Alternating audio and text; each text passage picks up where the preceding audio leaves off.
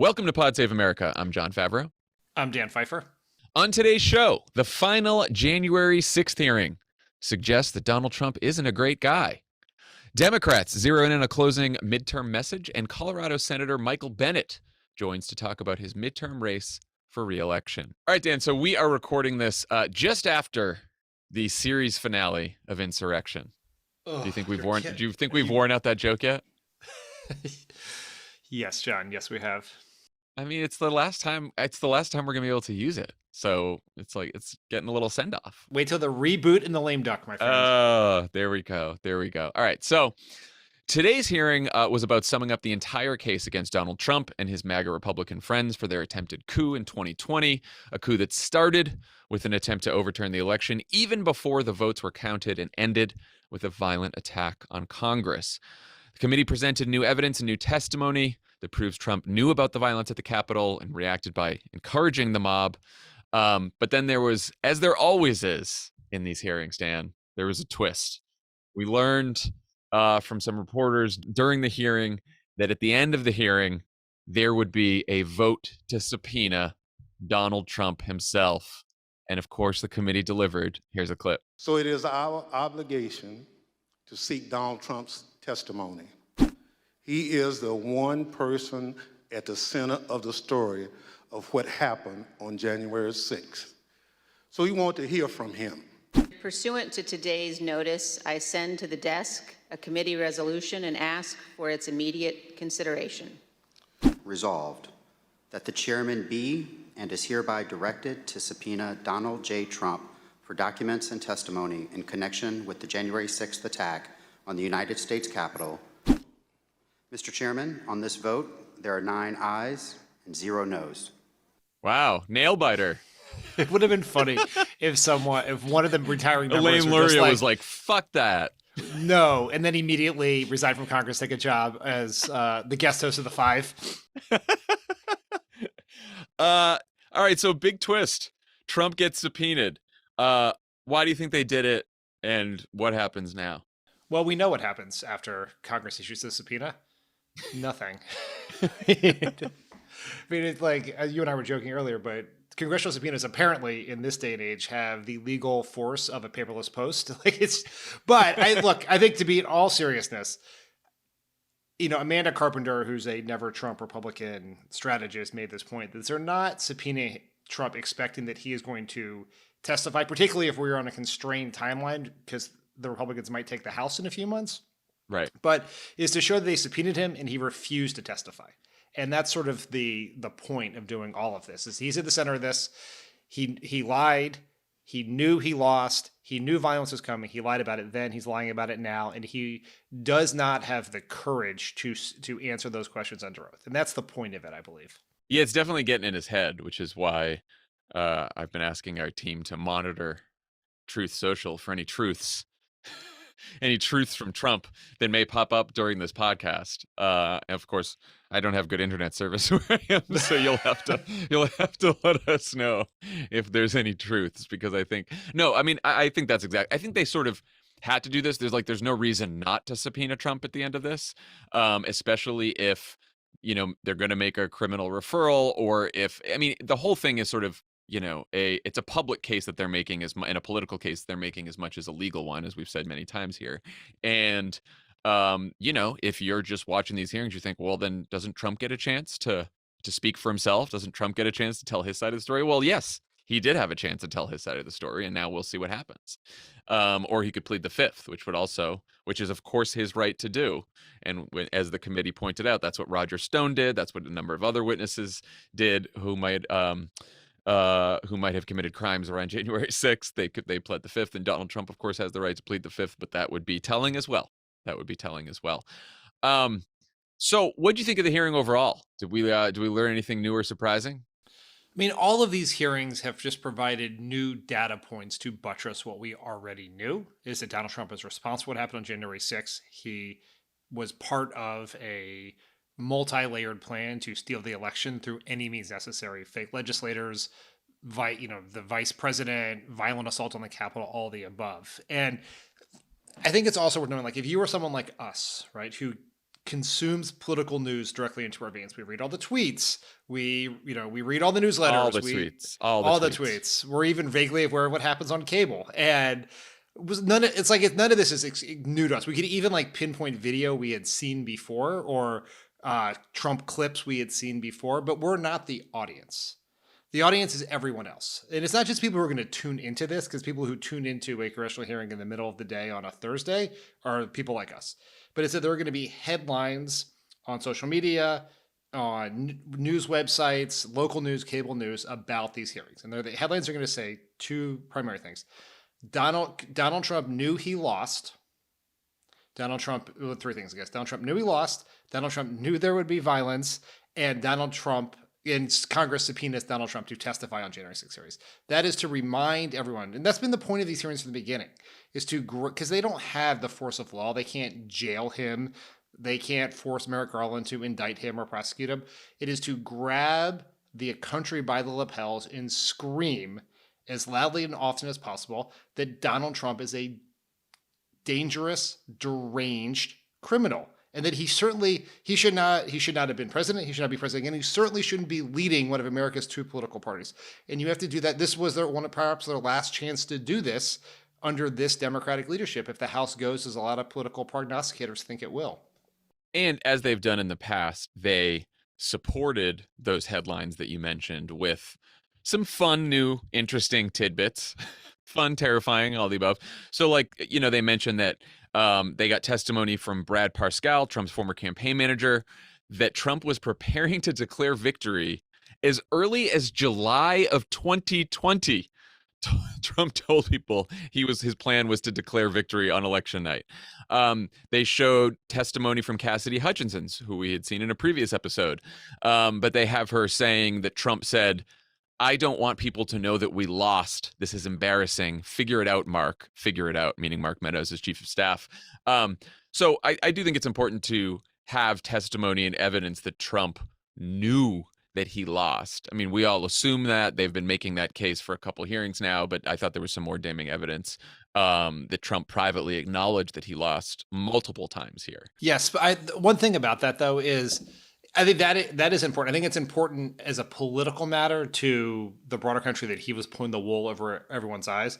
But as a legal matter, even if he believed he lost, you still don't get to direct a violent mob to assault the Capitol, right? Like that is just, I think, worth noting, that whether he is too deluded or dumb to know the truth, it's still a crime. Yeah. But like so much of this is a political public case, which is why I'm sure they did that. There was evidence from a bunch of United States Secret Service emails that the Secret Service did anticipate violence at the event at January 6th. We found out that witnesses were told, quote, not to cooperate with the panel, with the January 6th committee, over Trump's famous fight with the Secret Service when he was in the motorcade and apparently lunged. And remember, everyone's like, oh, Tony Ornato says there was all these fucking sources, that's sources close to Tony Ornato and Bobby Engel at the Secret Service say they will testify that Cassidy Hutchinson lied. Well, they never testified. And in fact, now they have evidence that people were told not to cooperate with the committee about that fight. So you can leave it to your own devices to figure out what happened there. We found out that Trump did watch the violence unfold on television and did nothing. There was a United States Secret Service text after Trump tweeted that Mike Pence had let us down. And it's just like one of my favorite lines of all time. It's just, Trump just tweeted about Pence. Probably not going to be good for Pence. Nope, probably not. Probably not. Not great, Mike Pence. Not great, Mike Pence. I appreciate the humility of using probably. Could be great, probably not, but could be. Probably not going to be too great for Mike Pence. Yes. There was also harrowing footage of the leaders of Congress sort of in the Capitol, in their like hideaway, in their secure location, that was filmed by Nancy Pelosi's daughter, Alexandra Pelosi, who was there on hand, and she filmed Pelosi and Schumer and other leaders of Congress like begging for help. They called Ralph Northam, governor of Virginia, to try to get the Virginia National Guard. They were trying to get the DC police. That was I mean, like, we knew that we had heard stories that had happened, but that was pretty scary to watch. It just kind of puts you back in the moment of just how dangerous that was, which, you know, we always sort of make ourselves numb to it. And then we're reminded every time there's one of these hearings or we see the videos of the people storming the Capitol or like just missing Mitt Romney or all the other near misses. It's a reminder that it is absolutely unbelievable that more people were not killed on that day, given the scale of what happened and how close they came. I also think those videos are just absolutely damning of Kevin McCarthy, Steve Scalise, John Thune, Mitch McConnell, these Republicans who were on the phone with Democrats in that moment, begging someone to get the president to tell the rioters to leave, to dispatch help. They don't do it. President Trump does not lift a finger to save them at a time when they were at risk of being murdered. And still to this day, they carry water for him. All of them will endorse him the day after he announces. They will stick with him. They have stuck with him this whole time.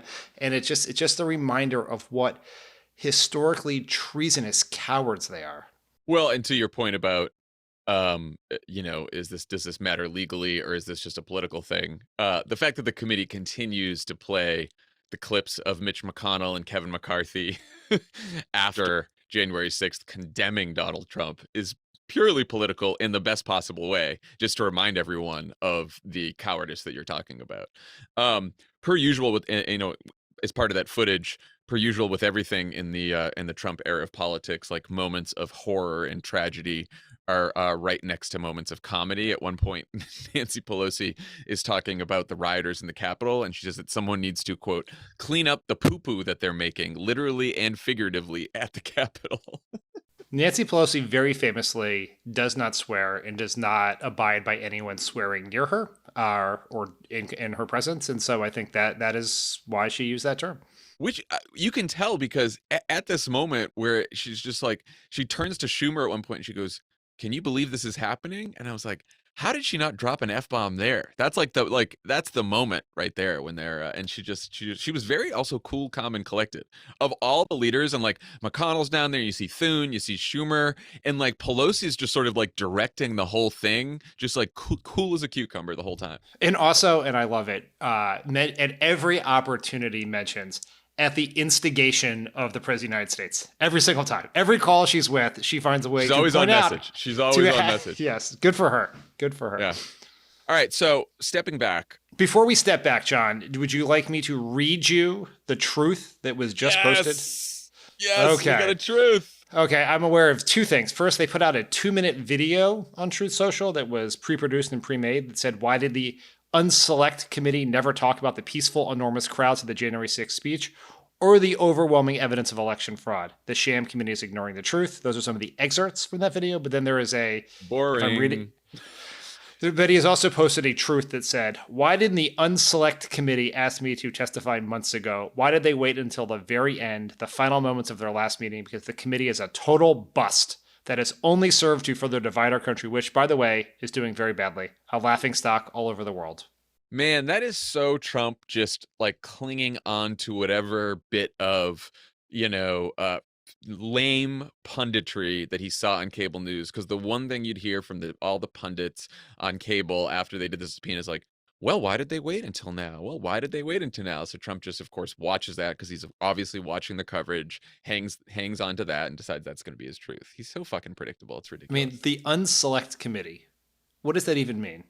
Yeah, it doesn't mean anything. Were they not selected? Were they randomly chosen? If they were random, it also would have been selected. It doesn't show a great facility with English. You know what, Donald Trump? That truth that gets one Politico for me. That was not even a real valiant attempt. You can do better than that.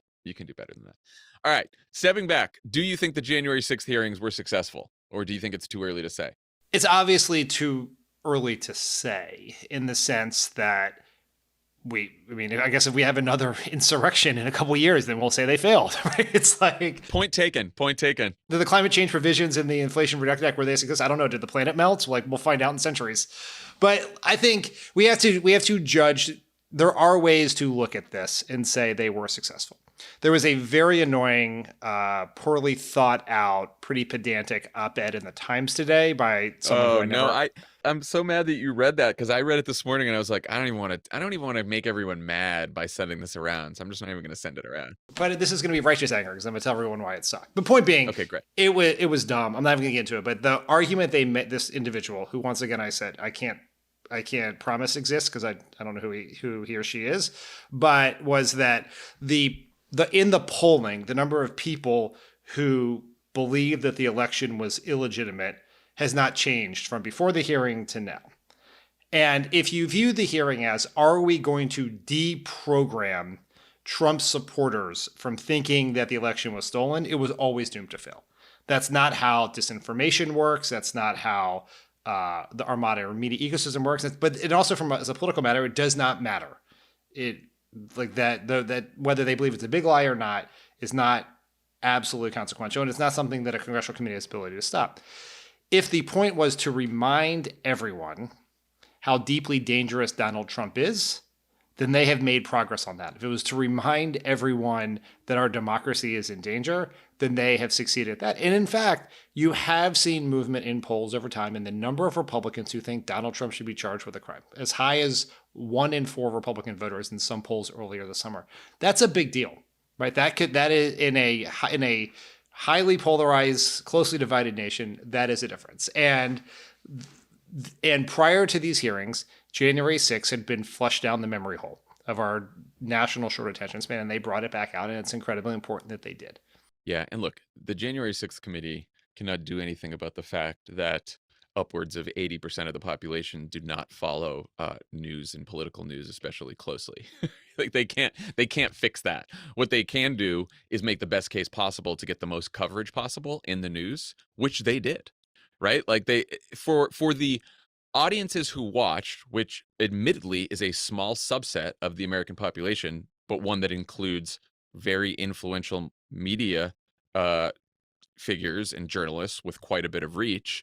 For that crowd, it was important, and they talked about it, and they wrote about it, and they talked about it on television, and all the people who paid attention to that saw it. And it was a damn good case. They made the best case they could do. And what was the alternative? Just not talk about the insurrection that took place at our Capitol? Why? It's just, of course they should have done what they did. Beyond that, they can't control what everyone thinks. I mean, maybe this is damning with faint praise, but it's by far the most impactful, important set of congressional hearings since Iran-Contra. I know we're talking about a quarter century here. It's hard to know what would be more. So they did the absolutely best job they could. You can take the horse to water, you can't make it drink, but they made as compelling a case as anyone could possibly have made in this media environment with the tools available to them. I interviewed Rachel Maddow for Offline this week. Oh, and excuse me. Yeah, just a little preview. And so she has this fantastic new podcast out called Ultra, which is about a fascist movement that gained steam in the United States before World War II in the early 40s. And it had infiltrated members of Congress, and it was like thousands and thousands of people in the United States. I mean, it was like this crazy untold story. But I asked her, she said, look, it ends up being a hopeful story because this movement was obviously defeated. And I said, well, what was the best strategy that you found telling this story for defeating it the first time? And she said, exposure. Exposure is the number one most effective strategy, making sure that everyone knows what these people are up to and making sure that it doesn't happen in the dark, that everyone knows. And that's what the January 6th committee did. And you're right, who knows what will happen from here? It's not going to is it going to lead to Donald Trump's arrest and imprisonment? No, we're all going to have to make the case that Donald Trump should not be president again. It's not going to absolve us of the very hard work that we have ahead of us to make sure that this man does not become president again. I know that's what we wanted, but that's not how it works. So I think they did a great job. I mean, the question is, what's next on the legal front? Are we all just waiting for Merrick Garland to cross the T's and dot the I's on the post-election indictment of Donald Trump, or what? Yeah, and it's a question for what, right? Merrick Garland's got multiple criminal investigations going into Trump. We have investigations in Fulton County, Georgia. There are other investigations in Trump businesses in New York. I mean, it's really a race to, who can get their indictment out first, I guess. But that we are in this awkward position now where we're clearly too close to the election for the Department of Justice to make an indictment. If that was going to happen, it would have happened months ago. They clearly aren't ready to do that. If they're going to do it, what happens after the election? Is there some period afterwards between what happens if Donald Trump announces for president in that period? When you and I were talking to Maggie Haberman last week, the week before, I can't remember, she pointed out that one of the reasons he wants to run is because he wants the constitutional protections that come with being president from indictment. And so, who knows what's going to happen? The committee can't make it happen. I do think that the committee clearly put information out into the world that the Department of Justice did not know. Some of that, like we've read reports about that, and increased public pressure on the Department of Justice to do something. Whether that means they will indict on the Espionage Act for the Mar-a-Lago case, whether they will do something, indict someone, whether they indict Trump or the people around him here, we don't really know. And once again, we don't have control over. And if you're looking for even, not that anyone listening to this podcast needs it, but even more motivation for these midterms is, if we can retain control of the House, we have the ability to see this through, to continue to put pressure on Donald Trump. He wants to run the clock out on this subpoena. Maybe it will be enforced, maybe it won't. But if the Republicans take Congress over, then the subpoena will be null and void, I believe. So, we have the ability to keep pressing this case if we keep the House. And there were two other pieces of notable Trump legal news today during the hearing. The first was that former Pence Chief of Staff Mark Short and Trump National Security Advisor Kash Patel were seen today at the federal courthouse here in D.C., where grand juries meet. So that could be happening. And then we found out that the Supreme Court denied Trump's appeal over the Mar-a-Lago documents. No dissents. No dissents. The Supreme Court does not want to save him on this one. I mean, there is one other one that I think is just worth noting, which came out in the Times during the hearing, I guess, which is, as we know, the Trump organization, his business, is under investigation, is being sued in a pretty massive civil case in the state of New York. So right before that case was launched, Donald Trump went to my home state of Delaware, where all corporations are apparently created, to form a new business called Trump Organization 2. So he would have a separate business, not under investigation, which is just amazing in its audacity and its lack of creativity. Yeah, I think it sounds like he's a criminal, Doesn't sound like he's a great guy. What happens if there are no Trump indictments? Do we all have to castigate Democrats as miserable failures and put away our Liz Cheney bobbleheads? What happens? Look, it is not the fault of this committee if there are no indictments. They have no control over that. They have no ability to indict Trump. That is not on them. And I don't think if you want to do an accurate rendering of the history of this committee hearing, that should not be like a demerit on them. They've done all they possibly could. If Merrick Garland were to decide not to indict Trump for all the various crimes, that's something that he will have to answer for in the history books. We always try to be fair about about the challenges of making a case against Trump, and it's high stakes for the Department of Justice. But if the reason they don't pursue it is political, I think that is something that is going to be very damning in the short term for our political system, very damning for how this Department of Justice and Merrick Garland's tenure is seen over the course of history. But I also think that we all have to be open to the fact that they might not bring an indictment because they do not believe that they can get a conviction or that the indictment is warranted, right? Like we can all go on Twitter and see all the Twitter lawyers saying that, like, oh, he definitely broke this law or that law, but like, you know what? That's not what we do. And we're not in the Department of Justice. And you're right that if they were doing it because they're worried about the politics, that's inexcusable. But there's a possibility they don't do it because they don't think that they can prove that he actually broke any laws, even though what he did was fucking horrendous. So we'll see. And also, it's not a panacea. Merrick Garland could indict Trump tomorrow, and he could still announce for president and still run for president and maybe win. Like that. The only thing that we can control is what happens in the elections, in this election That's right. coming up and in 2024. We have no control over what Merrick Garland does or what happens after the Department of Justice were to indict him. We don't, that would be in the hands of a jury. That would be in the hands of a judge ruling on motions, all those things. All we control is political accountability. We cannot depend on legal accountability to solve our political problem. You'll all hear a lot about these hearings on Twitter and on cable news and right here on this podcast. But one place you won't hear about them is on the campaign trail. So a Politico analysis found that less than 2% of all spending on television ads in House races have been about January 6th. And the Democrats have aired just 24 spots focused on threats to democracy in about 16 different battleground districts. Why do you think this is? Because it is backward looking and Donald Trump himself is not on the ballot this fall. Trumpism is on the ballot, which is why you've seen a lot of ads about MAGA extremism and extremist views. And there have been ads in Senate races and other races about January 6th when you have a shocking number of Republican candidates who were at the Capitol that day. Mark Fincham, Doug Mastriano, a whole bunch of people were at the January 6th rally, and you see it there. But we want this race to be a referendum on Republican extremism. But that referendum has to be on extremism going forward, not extremism that happened in the past. And while this committee is doing the right thing to focus on that in their capacity, if you're making the case to voters, it has to be about what happens after this election, not what happened after the last election. And a referendum on extremism that affects your life directly. And this is what I heard over and over again in every single focus group for the wilderness when I asked, what issues does the media cover too much? What issues does the media not cover enough? And under cover too much, January 6th, these hearings came up again and again. And what does the media not cover enough? The economy, healthcare, education, things that and abortion. Although that was getting a lot of coverage. So people talked about it as an issue that they cared about, but not as one that wasn't getting enough coverage because it has.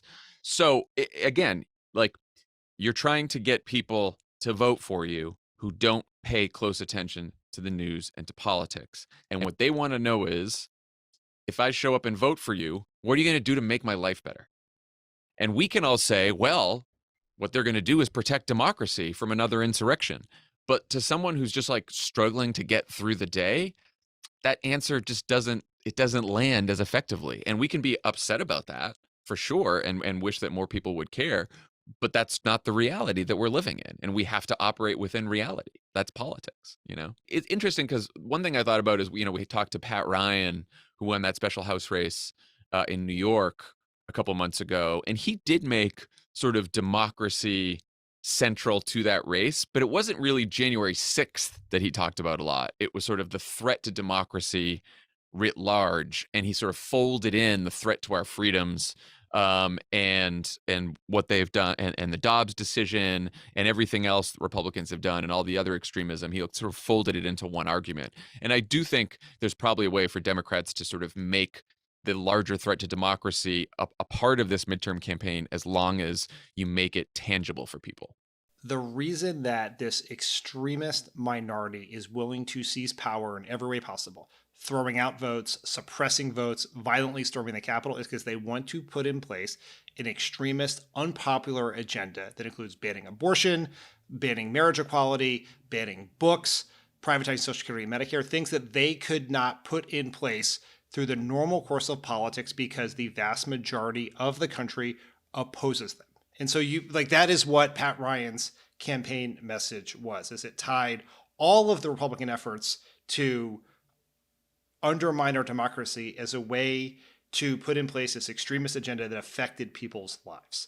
And that is that's the connection you've mentioned. That's what you have to do. And so there's a way to do it that is not about Donald Trump, that is bigger than January 6th. January 6th is a very important issue. It is one that should be talked about. But in the context of making a political persuasion argument, there are better ways to do it, in my opinion. Presenting sponsor of Pod Save America is Simply Safe Home Security. Right now, listeners of Pod Save America get 20% off any new Simply Safe system when you sign up for an interactive monitoring plan. Simply Safe was named the best home security of 2022 by U.S. News & World Report. Because at Simply Safe, your safety is the only thing that matters. When a threat is detected, Simply Safe's monitoring professionals promptly contact you and dispatch first responders to your home, even if you're away or unable to respond. Their 24/7 professional monitoring costs under $1 a day. Simply Safe blankets your home in protection with advanced sensors for every room, window, and door. Their monitoring experts use proprietary advanced response technology to visually confirm when a break-in is real, so you can get the highest priority police dispatch. Love it? Tell us about your Simply Safe system. I have a Simply Safe system, and I love it. I set it up myself. It works perfectly, and I really recommend it for all of you. Keeps your biscuits safe. And sorry. Oh my God, my music is still playing. I'm so sorry. Yeah, and it's easy to set up, and once you set it up, it's super reliable. You'll be really glad. Sincere endorsement. You should get it. Get one. Get a Simply Safe. Customize the perfect system for your home in just a few minutes at simplysafe.com/crooked. Save 20% on your Simply Safe security system when you sign up for an interactive monitoring plan and get your first month free. Visit simplysafe.com/crooked today to learn more. There's no safe like Simply Safe. Today's episode of Pod Save America is brought to you by Dems. If you have investments, chances are your money has been ending up in places you'd never put it on purpose. Places like Mitch McConnell's campaign coffers. Dun, dun, dun. Here's the problem. A lot of Americans own S&P 500 index funds. These are funds made up of the 500 largest U.S. publicly traded companies, and they collectively contain over $1.5 trillion of Americans' retirement money. Unfortunately, when you buy an S&P 500 index fund, you're buying stock in companies like ExxonMobil, which has misled the public about the dangers of climate change for years and spent huge amounts on Facebook ads trying to get Donald Trump reelected in 2020. But before you stuff all your savings into your mattress and call it a day, you should know about Dems. Dems is the first investment product that attempts to deliver performance and exposure similar to what you would expect from the S&P 500 without all the Mitch McConnell. Dems only includes companies that have made over 75% of their political contributions to Democratic causes and candidates. Now you can finally put your money where your vote is. Search for the Dems ticker, that's DEMZ, wherever you invest, or visit dems.fund to learn more. Investing involves risk. Principal loss is possible. Carefully consider the fund's investment objectives, risk factors, charges, and expenses before investing. This and additional information can be found in the fund's summary or full prospectus, which may be obtained by visiting dems.fund. Please read the prospectus carefully before investing. Distributed by SEI Investments Distribution Company, which is not affiliated with Reflection Asset Management, LLC, the advisor for the fund. Pod Save America is brought to you by Brooklinen. Brooklinen knows that research is the first step when picking your favorite candidates, and that rule applies to choosing your favorite home essentials too. What a segue. With award-winning bedding and bath linens at affordable prices, your vote for Brooklinen is definitely an educated, feel-good choice. I do all my my research about betting on YouTube, and unfortunately, it told me that Democrats are drinking teen blood. And getting it all over their sheets. You know what's going on YouTube, Jon Lovett? What's going on YouTube? You know what the kids are doing on YouTube? Yeah, I know about it. Okay. What comes around every 2 years? Elections, and according to Brooklinen, new betting. The experts at Brooklinen recommend swapping your bedding at least every 2 years to keep things fresh and soft. At least. 2 years? That seems a little long. Yeah, I know. Luckily, new flannel and heathered cashmere sheets just launched for the fall season, so you can experience new brushed coziness just in time for cooler weather. Whether you're making your top picks this November, you notice the election theme that's running through this? There's an election theme. There's a holiday theme coming through in some of these today. Brooklinen's top picks are easy to find. This is the only way we know the seasons have changed. Yeah, I know. LA. Brooklinen's top picks are easy to find with their range of best-selling products. A few customer favorites include the Spa-like Super Plush line, which includes everything from absorbent bath towels to cozy robes. You might just be tempted to lounge in your new robe all day with this collection. They also got the classic sheets. This cool, crisp weave is Brooklinen's original product dating back to 2014, and it's, dare we say, a classic option for all sleepers. Why dare we say? Dare we say? Please share more about any Brooklinen products you've received. I've received all of them, and I love all of them. I like the towels, I like the sheets, I like the pillows, I like the comforters. They're soft, they're comfortable, they look great. Lovett's on the road. It means he's thousands of miles away from his Brooklinen. How much for that, do you miss? I have sympathy for him. How much do you miss your Brooklinen? Yeah, I miss it. I miss the comfort of Brooklinen. So cast your vote at brooklinen.com today by checking out their luxurious home and bedding essentials and use promo code PSA for $20 off your purchase of $100 or more. That's BROOKLINEN.com, promo code PSA. Pod Save America is brought to you by Expensify. If there's one thing that most people can agree on, it's that the old-fashioned way of handling expense reports and keeping track of receipts is a pain. Such a pain. Such a pain. That's why you need to check out Expensify, because Expensify keeps money moving. More than 10 million people around the globe use Expensify's pre-accounting platform to reimburse expenses, manage business credit cards, generate invoices, pay bills, and plan trips, all from one easy-to-use app. With Expensify, you can snap a photo of a receipt and submit it, create workflows for approvals, and sync up accounting and HR platforms. Whether you're working for yourself, managing a team, or closing the books for your clients, Expensify makes it easy. so you have more time to focus on what really matters. It's easy to log in, get set up, and start using Expensify right away. Expensify makes it easy to keep track of receipts. Please talk about your personal experience using Expensify. I mean, The other week, our teen culture consultant took Jon Lovett out to get some corn because he wanted to relate him to the corn kid. And it was so easy to pay for those ears because it's corn. This sucks. yeah. This just stinks. I'm getting absolutely pilloried. All right. I know all about what the kids are up to. All right. All over. I know what's happening on TikTok. All right. I know what's happening on Be Real. I know what they're all up Yeah. to. Also. Okay. Also be real. Anyway, we've used Expensify here all the time at Crooked Media. For all the meals, For all the meals all the corn. that we refuse to remember on our own, Expensify helps. Yeah. When you're a pain in the ass podcast host who doesn't like to follow the rules, Expensify makes it easy. Well, yeah, ears are burning. Download the app or sign up at Expensify. Talking about me. Download the app or sign up at Expensify.com today. That's Expensify.com. Speaking of cutting Social Security and Medicare, NBC News reported today that those two issues have become a focus of Democratic campaign ads this cycle. The piece also says, quote, these ads come as Bernie Sanders and James Carville have warned Democrats that relying only on abortion is a mistake, and they also need to turn to economic issues. What do you think about that? I know you have feelings. That. It's just the straw man argument here is so annoying. No one is running only on abortion. No one is arguing that people only run on abortion. That's not a thing that's happening. It's not. That's just, if you look, I watch a gazillion campaign ads where political experts react. We pay attention to what these campaigns are doing. No one is doing that. Is abortion a central issue in this race? Yes. Should it be? Yes. Do the polls show that it is effective, both in engaging Democrats who had been disengaged from the politics and in persuading the voters we need? Yes. But it's only part of the argument. Did you read Bernie's op-ed about this? No, I just read the tweets. Who do you think I am? Honestly, this is so bad. I didn't even know there was an op-ed. I just saw all the tweets about it. I got so mad.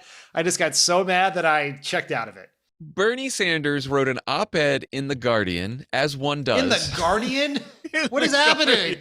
I don't Are we know, sure man. this is real? I read it with my own eyes. And look, so basically he says in the op-ed, he starts by saying abortion is critical. It should not be on the back burner. We should be talking about it. It's an important issue. But I am hearing that Democratic consultants are advising candidates to just cut a couple abortion ads for the last couple weeks and just wait for the victory. I'm paraphrasing it. That's basically what yes. And so then he said, and this is why we need to also talk about economic issues. So Bernie is claiming that he's hearing this is what consultants are saying. But you're saying, as the host of Political Experts React, that looks at every campaign ad, that you have not seen that. I've not seen that, and we are friends with Democratic consultants. We know lots of people working on races. If there are people saying that, they are very bad consultants. The ones who are working on the most races, the ones we know, are not making that argument to anyone. And just no one is like, just cut a couple ads and wait for victory to roll in. That's not really how it works. I think what's happening is abortion as an issue does get more media coverage, just as every political issue gets more media coverage than like the economic issues that Democrats are always told to drive home. Because like cultural, social, political, racial, like all of those issues just get a lot of media coverage. And someone talking about like raising the minimum wage and healthcare, those issues happen to be central to Democratic campaigns, stump speeches, television ads, but they just don't get the same level of media coverage unless you have a situation where like, Republicans are trying to repeal the Affordable Care Act, right? Otherwise you don't hear about that stuff as much. So that there is that, but like that is much different than actual campaigns that are spending money on ads and going out on the stump every day, only talking about abortion, which is not happening. There are lots of abortion ads, but there are also a lot of ads about Republican extremism, of which abortion is, as it should be, an important part. But there are other issues in there as well. And some of those issues, as we'll get to in like 2 seconds, are economic. Right. Well, so what do you think about the Medicare Social Security strategy that NBC News was reporting on in general? It's good. It is a good strategy if done in the right way. I was going to say that the way you said good did not really convince me. In a lot of tough elections where things are not looking great for Democrats, it's like this is the last card in the deck that we pull, right? So it is Social Security and Medicare, they're going to cut it. And it's like, we're like, oh my God, seniors, we got to get them. But in this case, and in the ads that I've seen about this, including some from Mark Kelly and some from John Fetterman, or some ads from groups supporting them in those races, are good because what they are really addressing is inflation. I know that seems crazy, but bear with me. There is a tendency to look at issues like inflation in a one-dimensional way. It's about inflation. Let's talk about it's not a problem. Here we've done these things for a problem, but ultimately all campaign issues come down to, or they're a proxy really for, who do you trust to fight for you on this issue? Who do you trust to fight for you on the economy? Not who is responsible for getting it here, who has what plans for doing it. Who do you actually trust?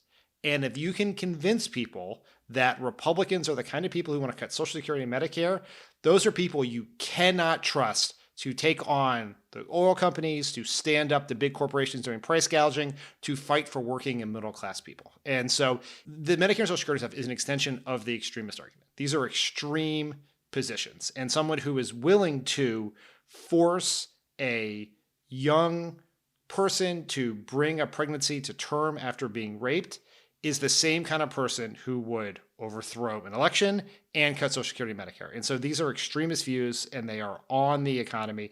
And essentially what we're trying to do is disqualify Republicans from being people you would trust to deal with inflation. For the voters who say inflation is the number one issue, would you really trust somebody who wants to put your Social Security into the stock market right now? That is sort of the argument there. And I think that is, in a lot of campaigns I'm seeing, they're doing it in the right way.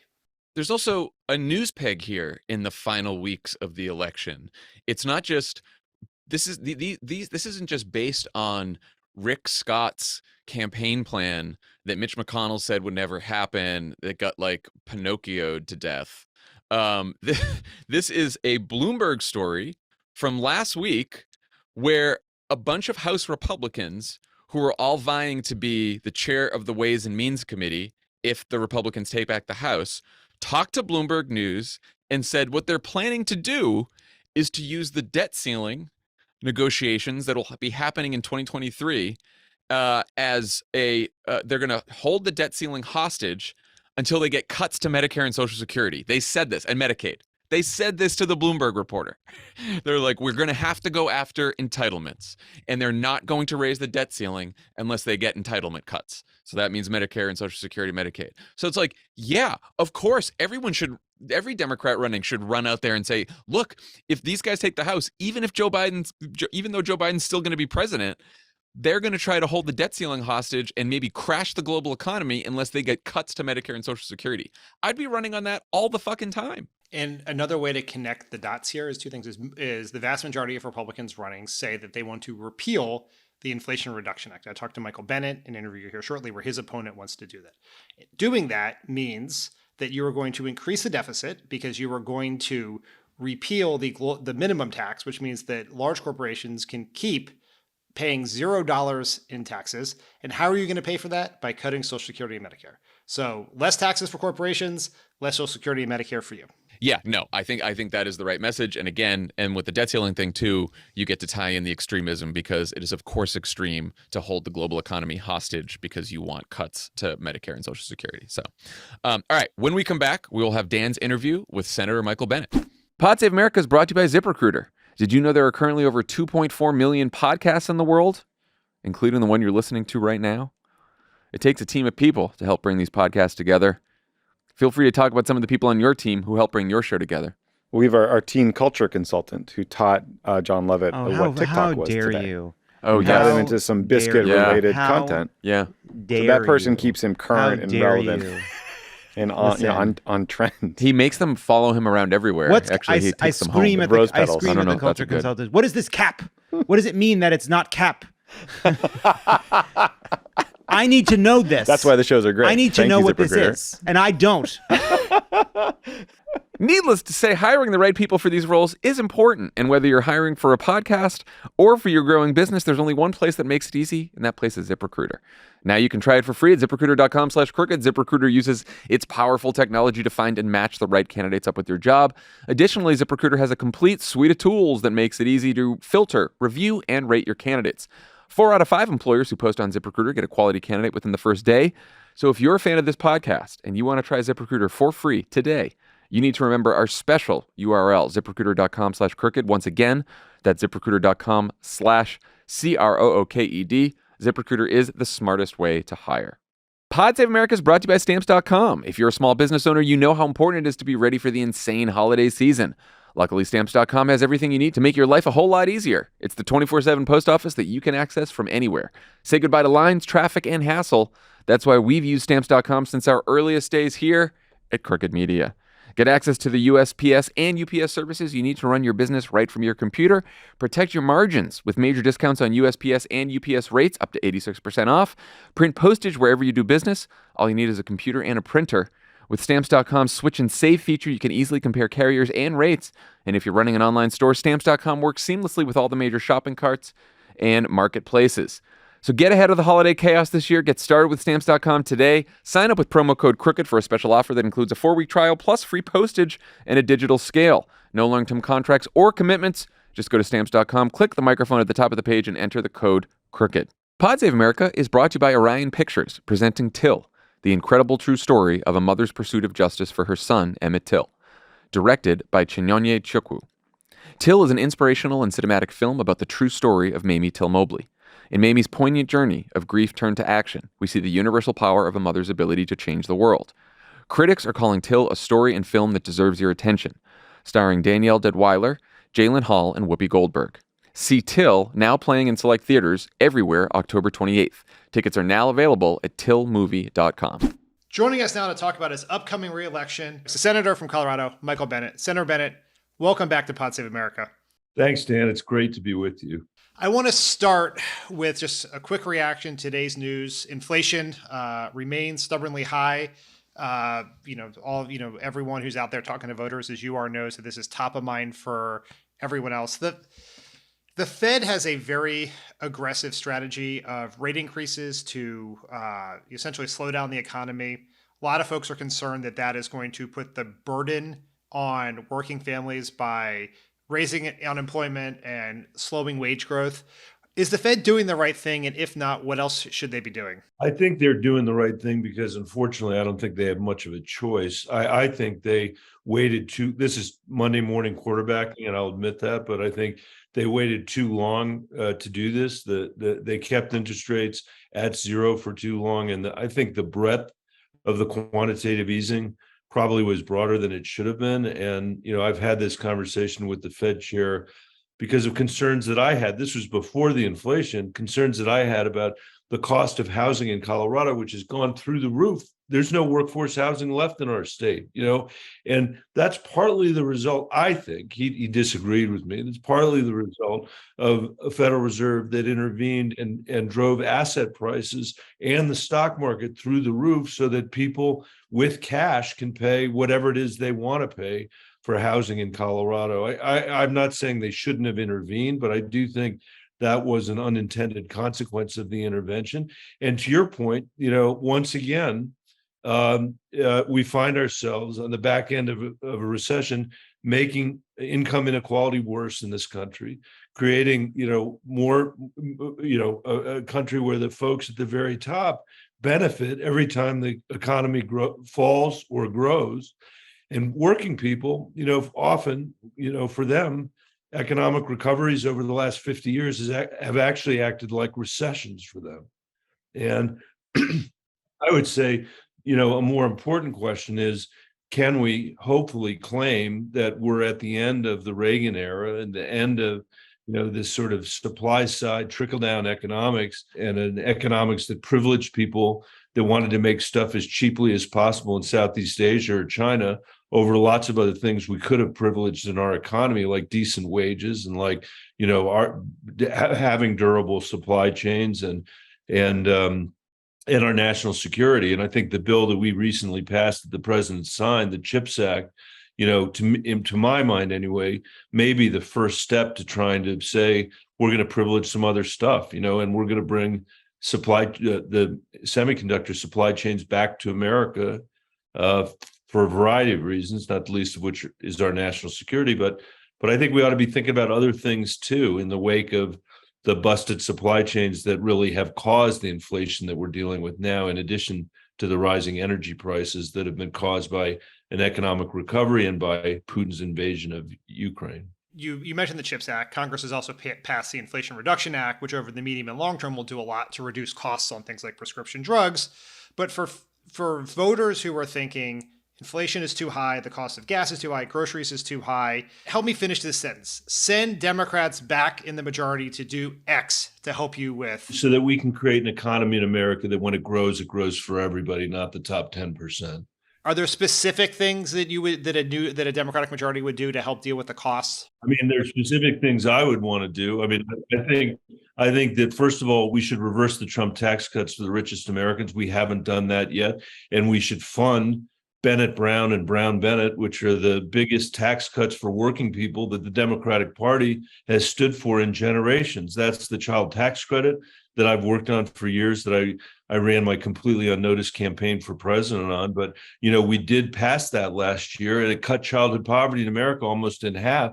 And it meant that families in Colorado were getting $450 a month to help feed their kids and to help pay their rent. Similar with the earned income tax credit, which I've worked on with Sherrod Brown for a long time too, that, benefited millions of workers with, that don't have children. I mean, I think those are the kind of tax policies that could help people in the short term deal with the inflation issues that we're confronting. And then in the short term, I think the Federal Reserve has to continue to try to do what it's doing, even though it has some of the effects that you described. And then over the longer term, what we have to do is, I think, repatriate these supply chains so that we're not seeing the kind of inflation that we're seeing right now, and have an energy policy in this country, unlike the one we had going into this administration, which was inflationary, terrible for our national security, and awful at reducing emissions. I mean, coal is up 20% since Biden became president. We should have an energy policy in place that allows us to, over time, reduce costs, create energy independence and economic independence, keep Europe in the fight against Ukraine, against Putin for Ukraine, and that reduces emissions. And I think the combination of what we've got in hand with respect to natural gas and the Inflation Reduction Act puts us in a position that no other country in the world is positioned to, puts us in the position to lead that transition that I think over time is going to make a huge difference to people's pocketbooks in this country. On this podcast, we talk about the closest Senate races in the nation all the time, or Wisconsin, Georgia, Arizona, Pennsylvania, etc. We don't mention Colorado very much, but you are up for re-election. There has been some rumors or some thoughts that maybe this is going to be a close race. Mitch McConnell's super PAC just gave money to your opponent's super PAC. I think President Biden's headed to Colorado shortly. What is the status of your race? How are you feeling about your re-election? I mean, every time I run every race, like I'm 20 points behind. That's how and Dan, when you and I first met, I was running for the first time in Colorado, having been appointed to the Senate, and 2010, you'll remember, was a terrible year. Terrible year for Democrats, because we had passed the Affordable Care Act, and I was out on the eastern plains of Colorado with a slide deck trying to explain, here's why I voted for the Affordable Care Act. I'm not sure I convinced anybody, but I survived, and because I did, and Harry Reid did that year, and Patty Murray did, we held the majority, even though it was a complete wipeout, and that meant 35 million people who might have lost their health insurance didn't lose their health insurance. I'm running the same way today, and as I did in 2016 when Trump won. That was a crazy year. And I think we're going to be okay. It's going to be close, and the race is going to close. And McConnell is spending money here. And we learned last week that a billionaire in Wyoming has put $4 million into a super PAC here to try to buy the race for my opponent. And I think people should know about my opponent. He's trying to claim that he's a pro-choice moderate Republican, and the reality is he voted for an abortion ban in Colorado 2 years ago that had no exceptions for rape or incest. He says that he doesn't support any of the federal laws that are being used to codify Roe versus Wade. He doesn't support Colorado's own bill codifying Roe versus Wade. He said he would have voted against the bipartisan gun bill that we passed, a bill that even Mitch McConnell voted for. He won't vote for it because he says we have too many gun laws. Doesn't support the existing red flag law that we have in Colorado, and he wants to make permanent the Trump tax cuts. So, I mean, I think this guy is he also opposes the Inflation Reduction Act, which, as you mentioned, caps drug prices at $2,000 for seniors. Finally, after decades, requires Medicare to negotiate drug prices for the American people and caps insulin at $35. And this guy says there's nothing in the bill to like. So the choice is going to be very clear for Coloradans. And I think he is way outside the mainstream. I mean, I of Colorado, I will confess that unlike his primary opponent, who actually was an insurrectionist on January 6th, he was not there that day, but he has said that he thinks that Donald Trump bears no responsibility for what happened on January 6th. It says a lot about the state of the Republican Party that simply not attending the riot on the Capitol is what makes you a moderate in this party. I know, I agree. And I think it also, to me, it says a lot. You know, this guy knows better, I'm sure. He knows that Trump blew the whistle that brought all those people there in their racist T-shirts and in their anti-Semitic T-shirts. But, you know, instead of telling the truth about it, he's just being an apologist for Donald Trump and saying he didn't bear any responsibility. It reminds me of Senator Cruz on the floor literally the day of the insurrection, standing in the well of the Senate, claiming that we were disrespecting Trump's voters because we weren't, basically having a recount. We weren't delaying the certification of Joe Biden's election. And then we got invaded right after Cruz was saying that. And when we went back to the floor, I went down there and I said, you know what? You guys are the ones disrespecting your voters and Donald Trump's voters because you won't tell them the truth and you know better. And even after we've been invaded, they still won't tell the truth. So you're right. I think it does say a lot about the state of the Republican Party. Obviously, we want everyone who hears this interview in Colorado to get out and vote and volunteer and do everything they can for you. But we're also making the case to our listeners all across the country about the stakes of this election and about why it matters who's in the majority in the Senate. So maybe could you talk a little bit about what would concern you as someone I know who cares deeply about democracy, about the Republicans taking the Senate majority this fall? I mean, first of all, if you think the democracy is fragile, which I do, and I hope most people believe that are listening to this, then Democrats have a moral obligation to win, not for the sake of Democrats, but for the sake of the democracy, because what's on the other side is the Republicans that are running in Georgia and Pennsylvania and Ohio and here in Colorado and in Arizona.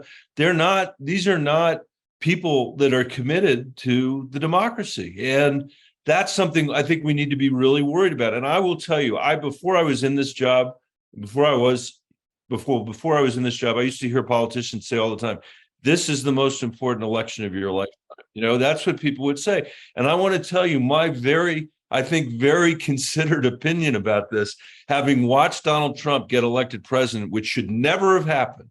It should never have happened. And it wasn't his fault that he got elected, but he got elected. And then being there on January 6th for that invasion of the Capitol by my fellow citizens, with those racist banners and flags. My judgment is that every election between now and when we expire is the most important election of our lifetimes, and we should treat it that way. We have to treat it that way. Amy Klobuchar is a friend of mine. She's going to be mad that I said this on your podcast because I haven't said it. I've only said it in Colorado, but I keep telling people in Colorado that I'm sick and tired of hearing Amy Klobuchar say that Minnesota has the #1 voter turnout rate in the country, because I know, and she knows I know, that Colorado has the second highest voter turnout rate in the country.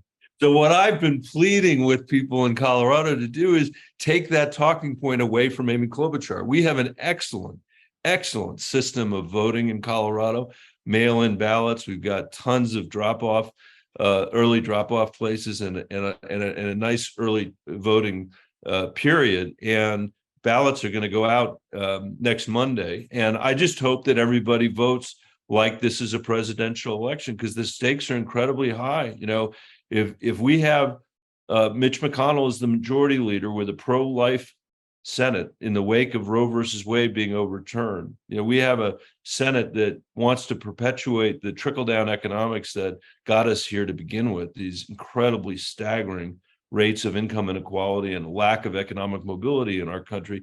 That in and of itself, I think, is the biggest threat to our democracy. And we've got to fix that. We need an economy that when it grows for everybody, so people can see, you know, that there's opportunity for themselves, an opportunity for their families. Otherwise, Trump's going to come back again and say, I alone can fix it. That's what happens. That's when you lose.